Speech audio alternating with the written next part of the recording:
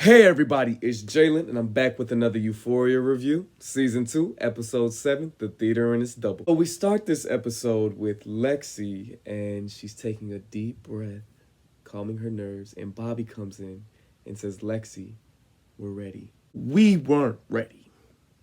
There's been a lot of hype about this episode because we knew that Lexi was going to deliver some hard truths with her play, and she did not disappoint.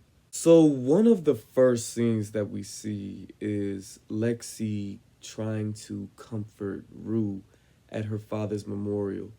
And this was really interesting because you get to see that Lexi was also affected by her friend being affected. And we usually only see the addiction from Rue's point of view, but to see how that affected Lexi and how Lexi still wanted to have her friend, that was really heartbreaking to witness because Rue thought she was doing it alone, but Lexi was always there trying to be in her corner. Watching this play, the main question that kept coming up for me is, where are the teachers? Where's the school? What is the budget of this school? How do y'all have fireworks and flipping and tricks? And there were at least 50 people on stage. So I'm like, who is running this entire show and how are they getting the money to do it? Well, there's these funny moments where Lexi is backstage and she's doing it all. She is the star of the show. She is the head stage manager. She is going off in all different types of ways. Lexi is even going off on her actors backstage. She gives a note to someone. She's like, are you crying? It's a director's note. You take it and you move on. And so she'll have these harsh moments, and then she'll go back to being excited about. It's like she loves being able to lead, being able to say whatever she wants to say, being able to express whatever she wants to express. You also have this moment where she's like getting on the stage manager who's like messing up his light cues. She's like, I'm gonna replace you. And it's like, who you gonna replace him with? Like, it's so he asks, who are you gonna replace me with? And she doesn't have anybody to say, but you get to see that Cassie is actually doubling down with Nate. So instead of feeling sorry for her actions, she is going full on into Nate. She's like, I'm gonna wear what you want me to wear. I'm gonna walk the way you want me to walk. I'm gonna do what you tell me to do. And she comes in and she's got her breast exposed and she's wearing whatever she wants to wear because that's what Nate wants her to wear. It is shocking to see how committed she is to Nate, and it's so sad. It's like, Cassie, what are you doing? You can see throughout the play her traumas and how it's affecting her about her relationship with her father and how she just wants to be loved. And so that's why you can start to see why she's going so hard for Nate, because she just wants to be with somebody. She just wants to be loved unconditionally, which is messing with her psyche. Lexi had everybody hype and affected in their chairs. There were moments where Cassie had to walk out. There were moments where Maddy was crying.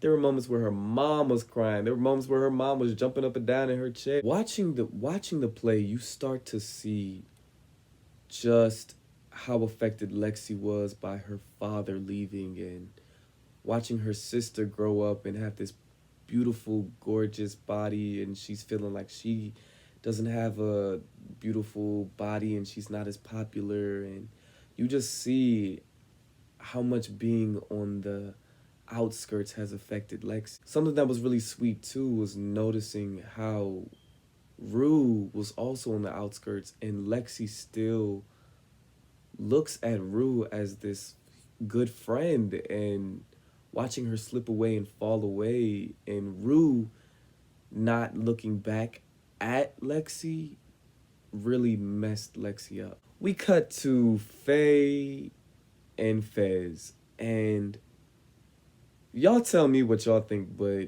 Faye is like walking around in these booty shorts, and Fez is getting ready to go see the play, because Lexi's been hyping it up to him, and he's excited. He really wants to go support Lexi. Faye is like ironing Fez's shirt and like putting ties on him, and it seems innocent at first, but there's a moment where Custer walks in, and I'm like, does Faye like Fez? Like, are they a thing? And then Lexi's just a friend? Like, we don't know what's going on in Fez's mind during this whole debacle, but it's starting to become obvious that Faye has a thing for Fez. Let me know what y'all think. Do y'all think it's just brotherly, sisterly affection? Everybody is getting called out in the play, and of course, Maddy gets called out too with her stage double Marta. And it starts talking about how Maddie's parents were fighting at home, so she came to stay with Cassie and Lexi. This is heartbreaking because Maddie and Cassie's friendship was real. If you take Nate out of the equation, Maddie and Cassie did love each other a lot. So we also get to see the aftermath of what actually happened when she chased after Cassie. Cassie locked herself in the bathroom, and Maddy was being hyped up to be like this person who's gonna beat her up because we saw those shots of her beating people up. But you see Maddy banging on the door, just like in the first episode where she's banging on the door. She's trying to get in. Y'all peep that? She's banging on the door again, just like in the first episode. Maddy does not want to hurt Cassie. Maddy is actually just hurt. And when you think about all the stuff that has happened between her and Nate, like the strangling her throat, the abuse, the verbal abuse, the putting a gun to her head, messing with her best friend, like when you think about all of it together, the fact that Maddy even shows up to school on a consistent basis is a testament to how strong she is as a person. I really have been feeling for Maddy these past 2 episodes. There's a moment where Rue's mom is chilling with Rue, and she's eating ice cream. They're chilling, I think it was on a couch. And Rue's mom is like, "You think that's cute? Well, guess what? You can go ahead and kill yourself if you want to. I'm not going to be here for you every single time." And it's like joking at first, but then Rue is like, wow, you know what? I get that. That's fair. I'm so glad they put this scene in where Rue's mom is like, "I'm going to focus on Gia because you're trying to kill yourself, and I got one daughter to protect, and you're not helping that." A black mom will tell you how it is. You know, when people are fed up, they start speaking from the truth. And the thing that made this scene so heartbreaking is that it wasn't a whole bunch of screaming and crying. It was just honesty. Like, if you keep going down this route, I gotta let you go because you are harming others now. You know, I need to protect Gia because now you got her getting D's in class. You got her in detention now because, and I can't take care of her because I'm giving all of my energy to you. Oh, people are loving the play, and then here we go. I need a hero.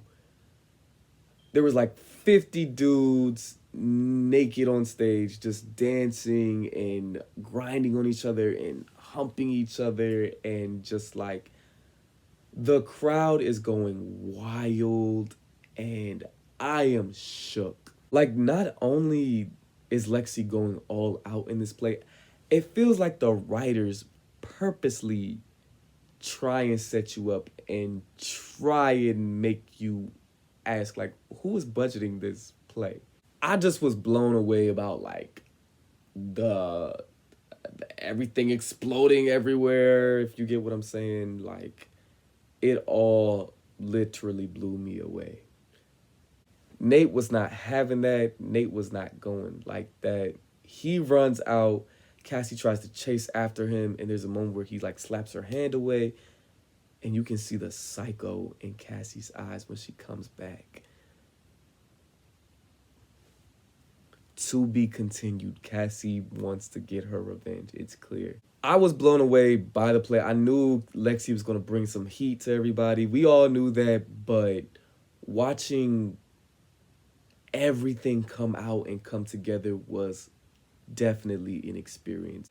Props to Lexi. She has to keep writing. She has to keep directing. She's meant for the stage. She's meant for the theater. I'm excited for the second part of this season finale. I'm tuned in. We got to get this finale. All right, so let me know what y'all thought about this episode. I know it was a lot. There was a lot of skipping back and forth between time, between play and reality. So there was a whole lot to talk about and just not enough time. So please let me know what you think, and I'll see you next time. All right, that's a wrap on me. I'll see you next time.